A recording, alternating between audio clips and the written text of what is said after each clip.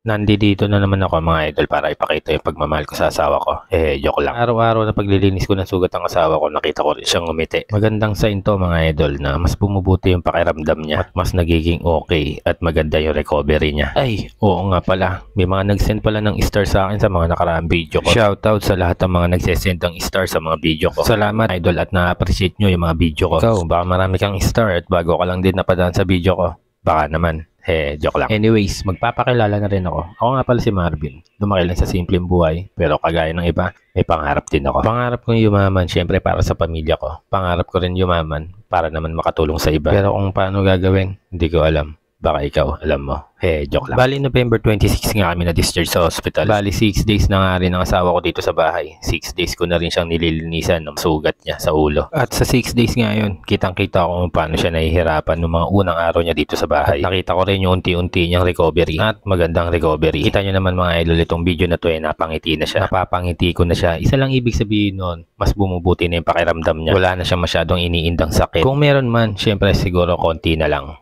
At meron pa. Pero ang maganda, nakita ko na ulit yung matamis niyang ngiti. Totoo mga idol, hindi madali yung may pasyente ka sa bahay. O merong isang may sakit sa miyembro ng pamilya niyo. Dahil bukod sa pag-aalala, gastos, at halos lahat ng miyembro ng pamilya, apektado talaga. Buti na lang talaga lahat ng yun nalampasan namin. At hindi namin malalampasan lahat ng yun, kundi dahil kay Lord. Dahil nga mga idol, sa sitwasyon na to, halos dobling ko na rin talaga yung katawan ko. Na after ng trabaho, diretso sa ospital, magbabantay. Pagkatapos sa bahay, mag-aasikaso sa bata at mga gawaing bahay. Grabe mga idol, hindi rin talaga madali no? Yung mga ginagawa ng asawa natin. Piling nakalalabo mo lang pero ilang araw lang, puro labahin na naman ng mga anak mo. Tapos magluluto, maghuhugas ng pinggan, maglilinis ng bahay. Ganon ang ginagawa ng mga asawa natin. Kaya hindi rin biro yung pagiging housewife. Dahil kahit sabihin mong nasa bahay lang, hindi ganun kadali. Pero mo, trabaho sila ng trabaho sa bahay pero wala naman silang sahod. Kaya mga idol, karapatan talaga ng mga asawa natin na hawakan yung pera ng mga sahod natin. Ikaw, idol, yung sahod mo, binibigay mo ba sa asawa mo? Kasi baka hindi. Konsuelo na nga lang din sa kanila no, dahil sa hirap ng gawain sa bahay. Sila yung mga nag-aasikaso sa anak mo, sa bahay, sa pagluluto. Kaya yung mga sahod natin, huwag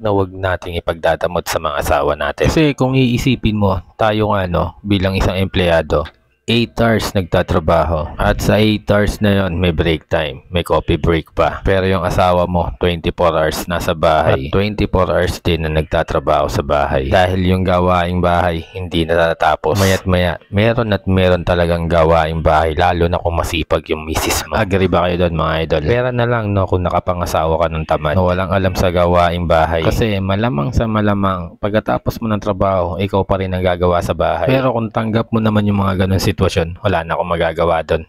Buti na lang yung asawa ko. Noong time na okay pa siya at wala pang sakit. Nako, grabe yung sipag nito. Alam mo yung pagpapasok ka ng trabaho. Kapag kagigisingin ka na, meron na nakahain na almusal at baon mo papasok ng trabaho. At pagka uwi mo naman ng bahay, meron na rin nakahain na hapunan o kakainin mo pag uwi. Ganon kasipag yung asawa ko noong mga time na okay pa siya. Anyways mga idol, alam kong dadating din yung mga araw na babalik sa dati yung asawa ko. Na magagawa niya uli yung mga nais niya. Pero sa ngayon, ako na munang bahala sa kanya. Okay mga idol, hanggang dito na muna tong video na to at maraming salamat ulit sa panonood ng aking video at pakikinig ng aking kwento. Sa mga hindi pa nakapollow, baka naman